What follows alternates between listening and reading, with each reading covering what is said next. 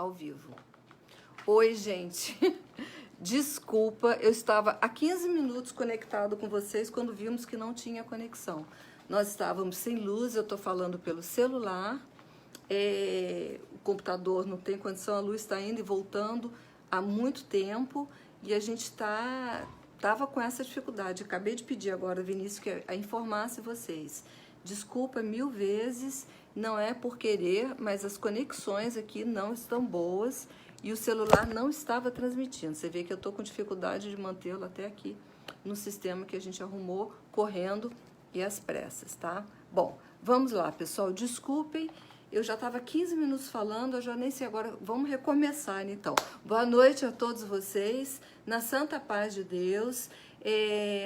A Energisa hoje não contribuiu com absolutamente nada para a nossa conversa. Eu estava falando no escuro com uma lanterna quando o celular informou que não estava tendo condição de transmitir, tá? Então, nós vamos agora voltar à nossa conversa.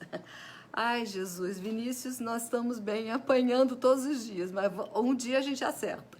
Queridos, boa noite. Escolhemos o tema para falar, na realidade foi nos indicado falar com vocês hoje um tema muito interessante, chamado Espelho da Alma. E por que a gente fala, por que estamos pensando sobre isso? Porque desde que o homem é homem, que ele começou a se ver em imagens reflexivas, né? Fosse lagos, vidros, fosse latões, né? Ou superfícies de latão, nós sempre nos vimos invertidamente, ou seja, nos vimos da forma ao contrária que as pessoas nos veem. Então nós nos vemos de um jeito invertido em relação ao que o mundo nos vê. É interessante isso, né? E aí, essa questão que a tecnologia moderna, as câmeras, smartphones, computadores, etc., nos mostram que nós nos vemos de forma invertida, faz nos pensar sobre outros aspectos. Qual o aspecto que faz nos pensar, né? Que não é só na imagem corporal e física que nós nos vemos de forma invertida. Nós também nos vemos de forma invertida quando se trata da nossa imagem íntima.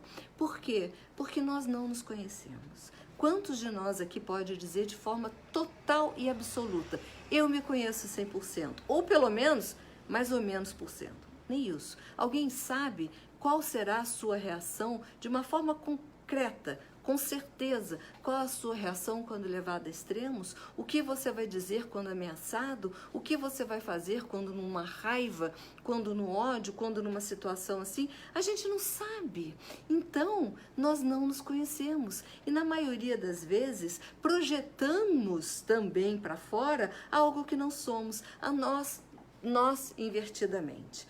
Nós nos achamos de um jeito e nós nos projetamos desse jeito. Só que a natureza da vida, as leis naturais são tão sábias que ela nos faz o quê? As pessoas nos veem muito mais como somos do que nós mesmos. É incrível isso. Às vezes nós não gostamos de uma determinada reação, de uma forma de alguém falar conosco, de uma maneira de alguém se colocar conosco, quando na realidade isso tudo está sendo direto aquilo que nós passamos para fora daquilo que nós cremos ser.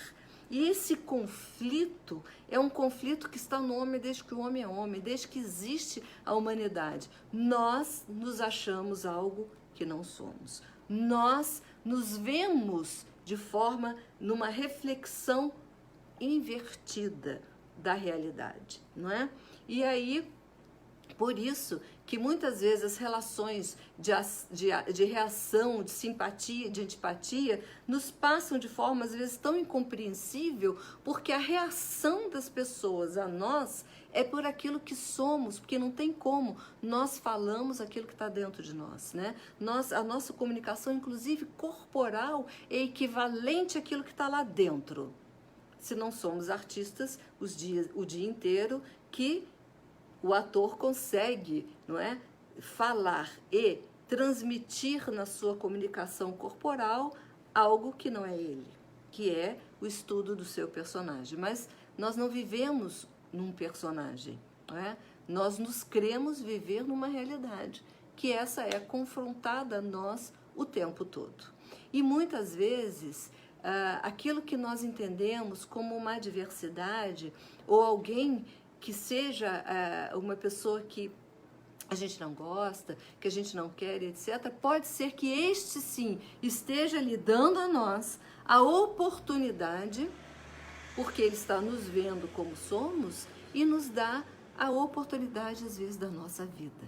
A oportunidade que nós vamos transformar a nossa vida. A oportunidade que vai ser aquela que nos dará a forma, o instrumento da nossa evolução, da nossa transformação, da nossa modificação como seres humanos.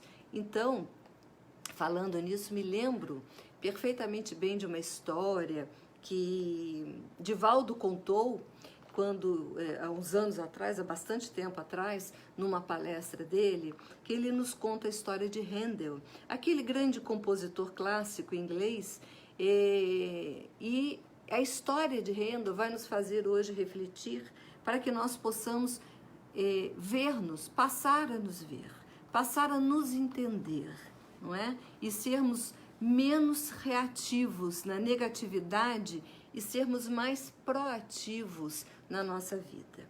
Então ele conta-nos, Divaldo conta-nos, que Handel, certa noite, ao andar pelas ruas sombrias de Londres, retornando à sua casa e vivenciando um grande processo depressivo, porque aquela época ele já estava no declínio. E todo compositor, todo grande artista, quando no declínio, entra numa depressão, num processo emocional muito difícil. Handel se encontrava assim, porque aquela época Londres, seguindo a moda, seguindo a direção do mundo, ela se apresentava, os grandes teatros davam mais espaços a apresentações de operetas, de comédia, de peças de farsa, de ironia, de peças vulgares, na concepção e na visão de Handel, que era um compositor clássico, todo correto, todo metódico, e ele então se sentia muito ofendido, porque as suas peças não eram mais apresentadas nos grandes teatros, ninguém mais o procurava, e ele só via aquelas coisas que ele julgava vulgar, sendo então apresentadas, ganhando dinheiro, fazendo fama. E dentre esses havia um escritor que estava se tornando muito conhecido, muito famoso, porque era a pessoa que mais escrevia essas operetas estranhas, essas coisas esquisitas, segundo a visão de Handel. E ele tinha uma verdadeira aversão a essa pessoa, uma verdadeira ojeriza a essa pessoa.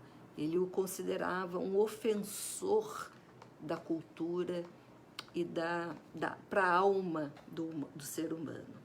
Então ele chega em sua casa à noite, encontra sobre a mesa da entrada, sobre o console de entrada, um grande envelope pardo, embrulhado, amarrado a barbante, com um envelopinho em cima, e o seu empregado lhe disse que isso havia sido entregue aquela tarde. Handel então olha aquilo, muito bem, pega aquele envelope, na hora que ele olha o envelope, ele vê o remetente. O remetente era o tal homem, o tal compositor que ele simplesmente não suportava.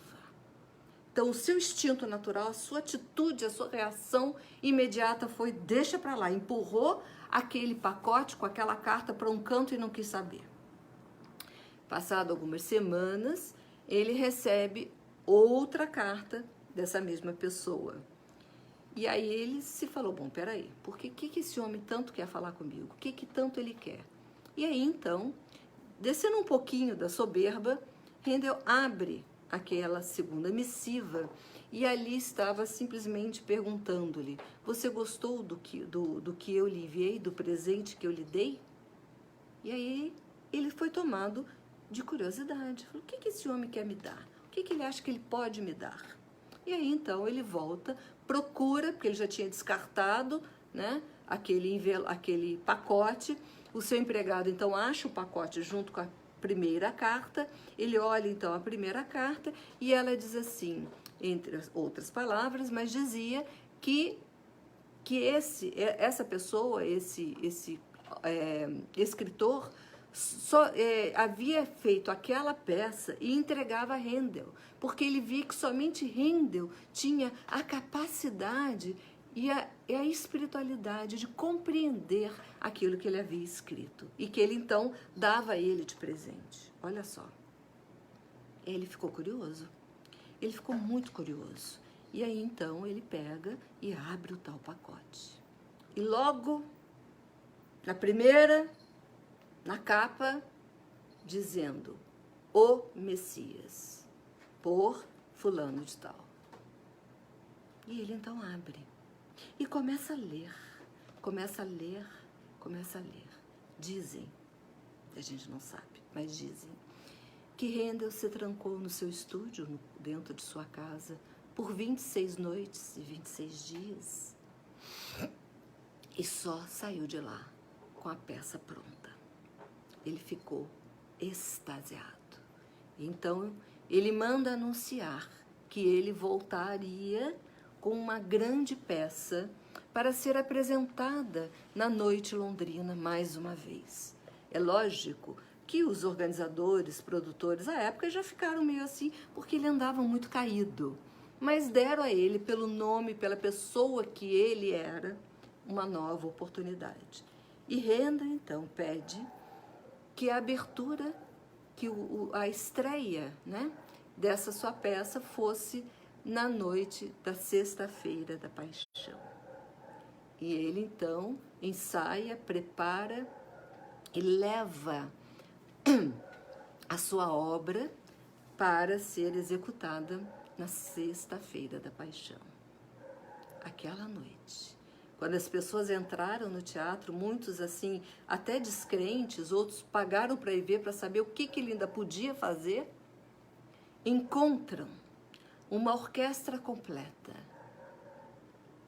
no Albert Hall de Londres, o teatro mais perfeito de Londres, mais belo.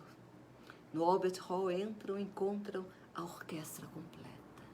E para o susto de muitos, haviam 250 cantores num coro ao fundo do teatro, fundo do palco. E à frente postado, junto ao maestro, ele, 4 solistas. Um tenor ou contralto, uma soprano e um barítono. E começa a peça. E começa a se desenrolar num inglês perfeito, numa linguagem erudita e perfeita, a história de Jesus. E aquilo foi envolvendo aquelas pessoas. Eles nunca viram tão grandiosa voz, tão maravilhoso coro, 250 vozes humanas cantando, reverenciando o Mestre Jesus.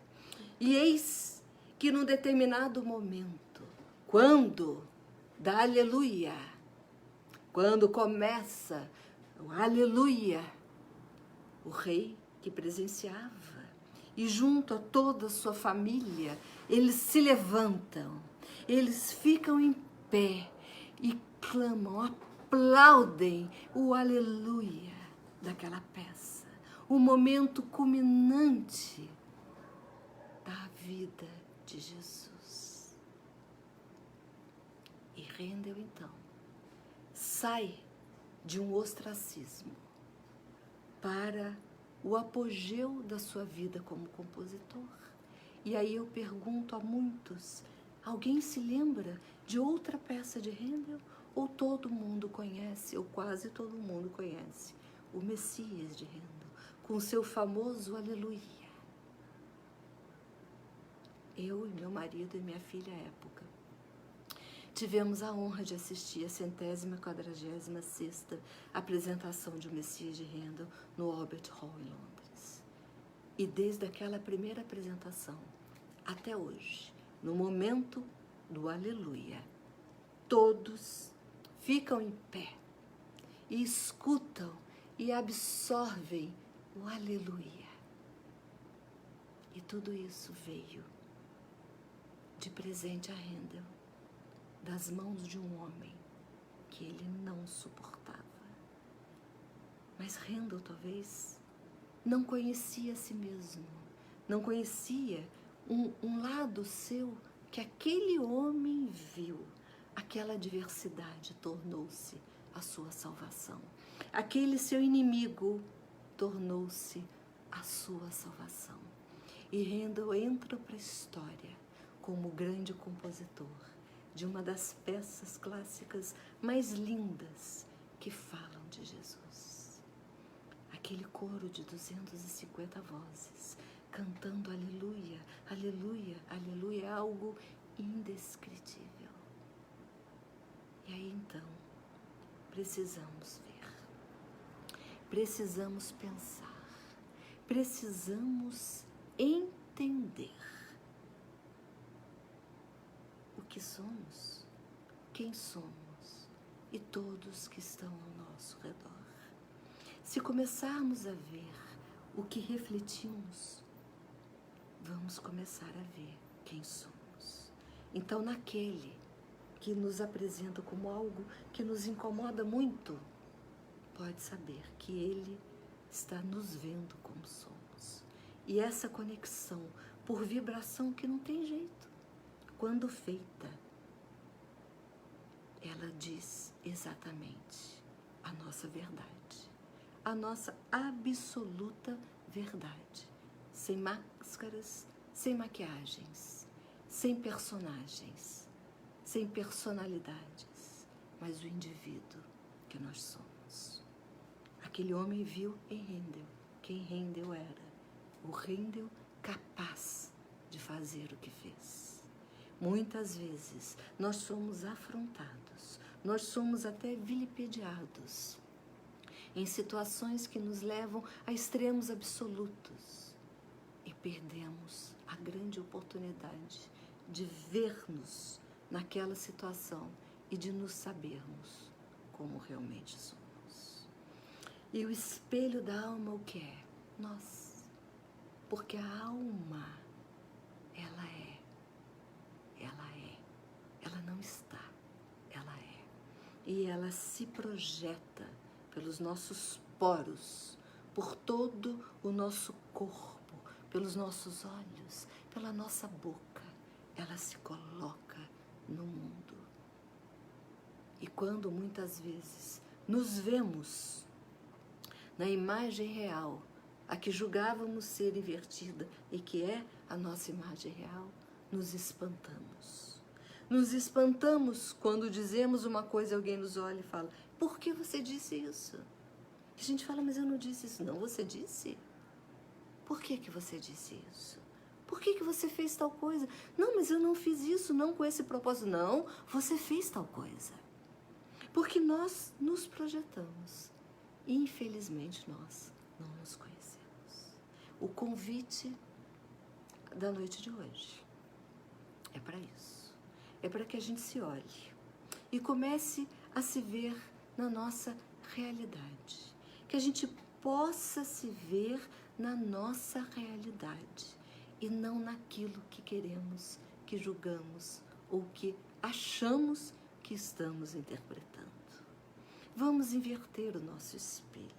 Vamos ver o direito no esquerdo, o esquerdo no direito, para começar a entender todas as nossas falhas físicas e as nossas falhas morais. Porque só assim, queridos, só assim, amados de Jesus, a gente vai poder criar um mundo melhor. Porque o mundo é consequência de nós. Não adianta querer um mundo melhor se não nos colocamos no nosso melhor. Dói, dói. Dói muito. Dói muito. Dói muito mais do que ver que temos um nariz torto, uma bochecha torta ou um cabelo mal feito. Dói profundamente em nós nos ver em realidade, nos refletir em realidade e ter a consciência dessa reflexão. Mas, para que isso não nos assuste tanto e para que a gente não sofra tanto, o que nos ensinou Jesus?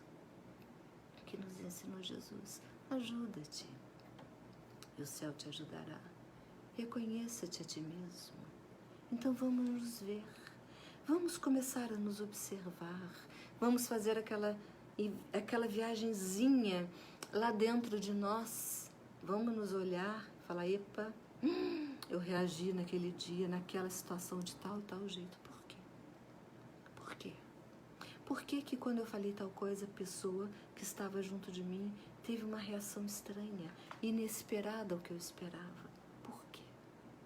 Nós precisamos ver isso. Porque não podemos mudar o outro, só podemos mudar a nós mesmos. Não podemos chegar para o outro e falar, vire-se, seja diferente, não gostei do que você fez. Só podemos mudar a nós mesmos. Olhar no espelho e falar, não gostei do que você fez. Eu vou mudar você. Lembro-me muito, nesses momentos, de Paulo. De Paulo. Paulo precisou passar por uma cegueira, justamente para se ver. Precisou perder a visão do todo, do fora, para que alertasse, acordasse e ampliasse a visão íntima. Não é? É isso que a gente precisa fazer. A gente precisa dar um jeito, arrumar uma forma de não precisar passar por uma cegueira física, mas de vedar os nossos olhos da matéria para que dê alcance aos nossos olhos espirituais. É isso que a gente precisa fazer. E nisso, Paulo conseguiu chegar ao fim da sua vida e dizer, eu venci o mal. Mas ele não dizia o mal somente ao mal do mundo. Ele sabia que ele se referia ao mal íntimo que habitava nele. Ele venceu o mal. Precisou passar pelo que passou e venceu o mal. Moisés precisou levar todo um povo a andar em voltas 40 anos num deserto para desestigmatizar, para retirar aquela visão que eles tinham dele mesmos, para nascer naquele povo, o povo que eles eram, o povo que estavam predestinados a ser. Nós não precisamos hoje andar em volta 40 anos ou provocar-nos numa cegueira física. Nós podemos sim apagar essa visão que temos de nós através do autoconhecimento, através da coragem, colocar a mão dentro de nós e de forma bastante corajosa dizer, eu vou vencer o mal em mim, para ajudar a vencer o mal no mundo. Que outra forma, se não essa? Não é isso? Então, meus amigos, meus queridos, mais uma vez eu peço 1000 perdões por outra confusão, mas hoje a confusão foi a empresa, a Energisa. Ela realmente me pegou num golpezinho, mas depois de 15 minutos falando no escuro para ninguém, eu fui alertada de que não estava tendo transmissão. Mas chegamos aqui, eu vou olhar que horas são, porque eu estou sem hora no meu visor. Já está, daqui a pouquinho, chegando a hora de nós encerrarmos a nossa conversa. Porque às 8 horas vocês terão um outro palestrante que irá falar com vocês. O que a gente, então, depreende da nossa conversa hoje, não é? Que precisamos, de fato, nos apegar mais ao Evangelho de Jesus. Nós precisamos ter essa coragem de pegar o Evangelho de Jesus e não só, como aconteceu com Chico, de bater em nós fisicamente o Evangelho, ou de pegá-lo fisicamente e dizer, como muitos andam por aí agarrado nas Bíblias, dizendo, eu sei da Bíblia. Não, a gente não precisa nem pegar o Evangelho. A gente precisa agarrar o ensinamento e aprender. Precisamos transformar o ensinamento do Cristo em aprendizado. Precisamos nos transformar nesse aprendizado, mudar os nossos paradigmas, jogar fora o ser anterior e cair com tudo no ser que queremos, no ser que projetamos, naquelas imagens que agora sabemos estarem invertidas, que nós vamos mudar. E que não foi isso que aconteceu com Narciso, quando, deitando-se, olhou ali aquele lago, apesar de sua mãe ter recebido a grande informação de não permitir que ele jamais se visse. Ele olhou, e ao se olhar naquele lago, perdeu-se. Perdeu-se numa visão equivocada, numa visão invertida. Mas, como o mito é sábio, ele precisou sair deste ego, de olhar-se naquela imagem invertida, aprofundou-se, ele entrou para atingir o seu self, o seu profundo, para se ver como realmente é. Então, o convite de Narciso não é uma apologia ao egoico, ao ego, não. É um convite ao seu íntimo mais profundo, ao seu self, ao inato em si, aquele que você é, não aquele que você crer ser. Então, nós precisamos fazer como Narciso, mergulhar, sair da superfície do lago e mergulhar. E ele tanto mergulhou que desapareceu-se como ser e renasceu-se como flor. Nós precisamos fazer isso, desaparecer do que somos hoje e renascer naquilo que queremos ser. Renascer na imagem do Cristo, como uma linda flor nesse grande jardim que é a humanidade, que Jesus tão queridamente nos proporcionou nesse planeta em que vivemos. Esse nosso renascer fará com que as imagens invertidas da nossa alma se espelham da forma mais bela, se espelhem da forma mais plena, mais verdadeira, mais feliz, mais amorosa e mais grata.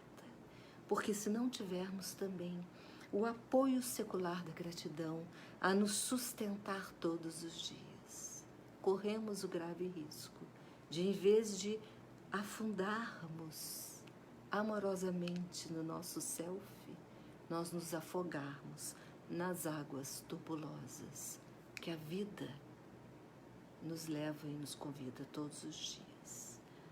Nas águas turbulosas do egoísmo, do fanatismo, da loucura, da soberba, da vaidade absoluta, do mal.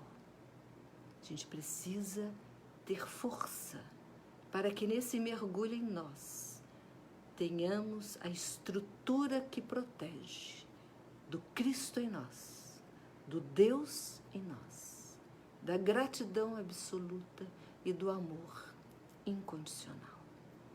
Se fizermos isso, certamente nós iremos alcançar-nos lá dentro, no fundo, aquele espírito, aquela alma pura, criada pelo Deus. A alma que reflete Deus, porque Deus é o nosso espelho.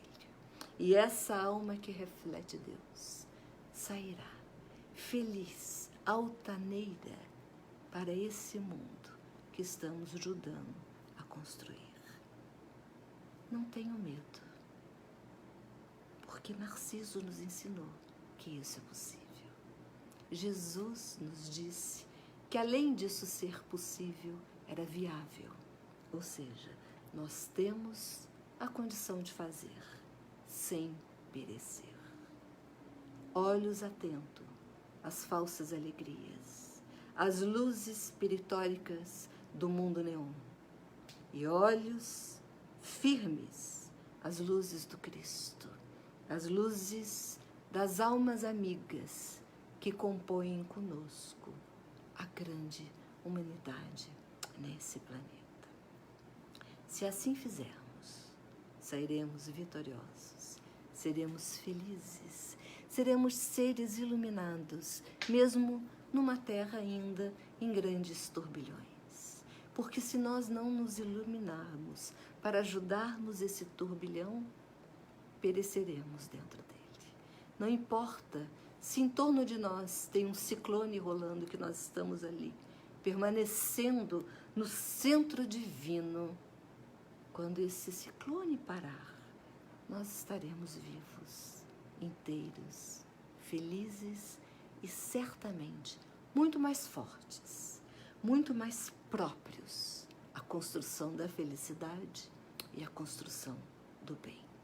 Então nós vamos encerrar, deu os nossos 50 minutos, daqui a pouco outro palestrante entrará para falar com vocês. E nós vamos encerrar a noite de hoje com uma prece, porque não tem outra forma de falar a Deus e de falar com o nosso Mestre, senão através da prece. E nós vamos fechar os nossos olhinhos materiais, vamos acessar a nossa intimidade mais profunda. Vamos permitir que essa intimidade profunda agora venha e que nós possamos encontrar Deus que está em nós e falar com o Deus em nós, para que esse Deus íntimo fale com Deus Pai. Pai nosso que estais no céu, santificado seja o vosso nome. Venha a nós o vosso reino, seja feita a vossa vontade, assim na terra como no céu. O pão nosso de cada dia nos dai hoje. Perdoai as nossas ofensas, assim como nós perdoamos a quem nos tem ofendido. E não nos deixeis cair em tentação, mas livrai-nos do mal. Livrai-nos, Deus, de todo o mal, porque Tu és a glória para todo sempre. E que o Teu reino de amor habite os nossos corações e que nossas almas reflitam no mundo a paz, o amor e o bem. Que Jesus nos abençoe. Obrigado mais uma vez por estarmos aqui. Amo cada minuto desse nosso encontro. Que Jesus nos ampare e nos ilumine hoje e sempre. Que assim seja. Bom final de domingo a todos. Beijos de alma.